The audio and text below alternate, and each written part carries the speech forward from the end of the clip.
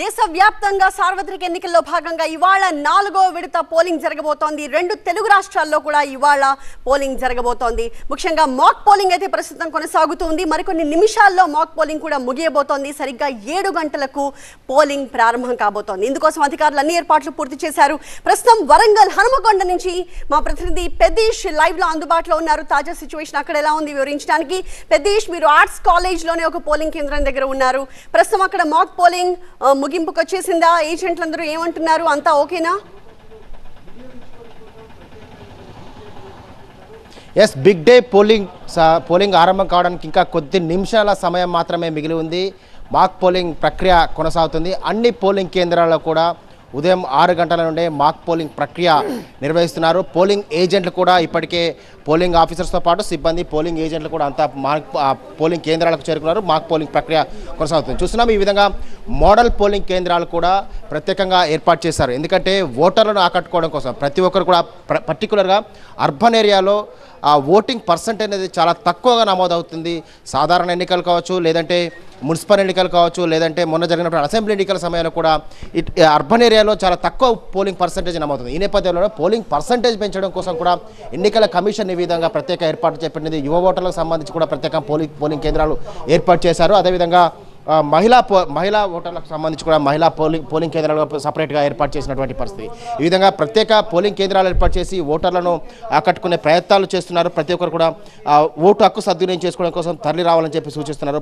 12 రకాల ఆ గుర్తింపు కార్డులో ఏదైనా తీసుకొని వచ్చి వారి ఓటు హక్కును సద్వినియోగం చేసుకోవాలని చెప్పి సూచిస్తున్నారు. అందులో ఓటర్ గుర్తింపు కార్డుతో పాటు పాన్ కార్డ్, ఆధార్ కార్డు, లేదంటే పాస్పోర్ట్, డ్రైవింగ్ లైసెన్స్, ఇట్లా 12 రకాల గుర్తింపు కార్డులో ఏదైనా సరే తీసుకొని వచ్చి వారి ఓటు హక్కును సద్వినియోగం చేసుకునే విధంగా వెసులుబాటు కల్పిస్తున్నారు. అయితే వరంగల్కి సంబంధించి నిన్న సాయంత్రం నుంచి వర్షం కురుస్తుంది. రాత్రి ఎడతెరిపి లేకుండా కురిసినటువంటి భారీ వర్షం వల్ల కొన్ని ప్రాంతాల్లో పోలింగ్ అంటే దానికి సంబంధించినటువంటి ఏర్పాట్లో కొంత అంతరాయం ఏర్పడింది. సో ఉదయం నుంచి కూడా వాళ్ళంతా కూడా అక్కడ సవరించే ప్రయత్నాలు చేస్తున్నారు. అయితే కరెంటు లేదు. అంటే ముఖ్యంగా మహబూబాబాద్ పార్లమెంట్ పరిధిలో కావచ్చు, లేదంటే ఇటు మహబాద్ పార్లమెంట్ పరిధిలోని ములుగు, మహబాద్ జిల్లాలో కూడా అక్కడ విద్యుత్ సరఫరా నిలిచిపోయింది. ఇప్పటికి కూడా ఇంకా విద్యుత్ సరఫరా పునరుద్ధరణ కాలేదు. అక్కడ వాళ్ళంతా కూడా సెల్ ఫోన్ల లైట్ల వెలుగులోనే వాళ్ళంతా కూడా అక్కడ ఏర్పాట్లు చేసినటువంటి పరిస్థితి కనిపిస్తుంది. సో పర్టికులర్గా జయశంకర్ భూపాలపల్లి జిల్లాలో నిన్న రాత్రి ఈదురుగాలులతో కూడినటువంటి భారీ వర్షం కురవడం వల్ల ఇక్కడ ఏర్పాటు చేసినటువంటి సిబ్బందికి కూడా ఇబ్బందులు తలెత్తున్నాయి.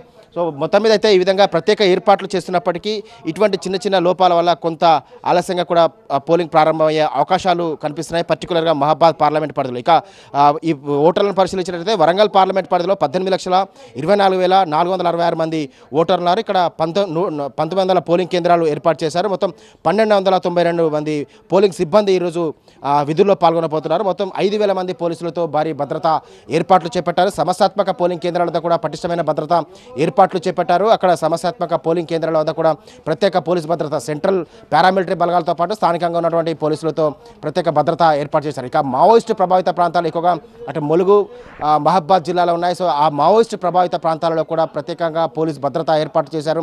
అటు ఛత్తీస్గఢ్, మహారాష్ట్ర, తెలంగాణ పోలీసులతో పాటు ఏపీ పోలీసులతో సమన్వయం చేసుకుంటూ మావోయిస్టు ప్రభావిత ప్రాంతాలలో కూడా ప్రశాంతంగా పోలింగ్ నిర్వహించే విధంగా పూర్తి స్థాయిలో ఏర్పాట్లు చేపట్టారు. సో ఉదయం మాక్ పోలింగ్ ప్రక్రియ అయితే ప్రారంభమైంది. మరికొద్దిసేపట్లో పోలింగ్ ప్రక్రియ ప్రారంభం కానుంది. కొంత వాతావరణం చల్లబడిన నేపథ్యంలో పోలింగ్ పర్సంటేజ్ కూడా సాధ్యమైనంత పెరుగుతుందని చెప్పి అంచనాలు వేస్తున్నారు. ఎందుకంటే వరంగల్ పార్లమెంటుకు సంబంధించి గత 2019 ఎన్నికల్లో చూసినట్లయితే 63.7% వరంగల్ పార్లమెంట్లో ఉంది. అదేవిధంగా మహబాద్ పార్లమెంట్కి సంబంధించి 69.71% ఉంది. సో ఈ పోలింగ్ పర్సంటేజ్ ఖచ్చితంగా ఈసారి పెరుగుతుందని అంచనాలు వేస్తున్నారు. ఆ విధంగా ఓటర్లను కూడా అవగాహన పరిచే కార్యక్రమాలు చేపట్టారు. సో వాతావరణం కూడా అనుకూలంగా ఉంది. చల్లబడిన నేపథ్యంలో ఖచ్చితంగా ఓటర్లు కూడా తరలి వచ్చి ఓటు హక్కును సద్వినియోగం చేసుకుంటారని ఆశిస్తున్నారు. ముఖ్యంగా యువ ఓటర్లు కూడా ప్రతి ఒక్కరూ తరలి రావాలి, ఓటు హక్కును సద్వినియోగం చేసుకోవాలని చెప్పి సూచిస్తున్నారు.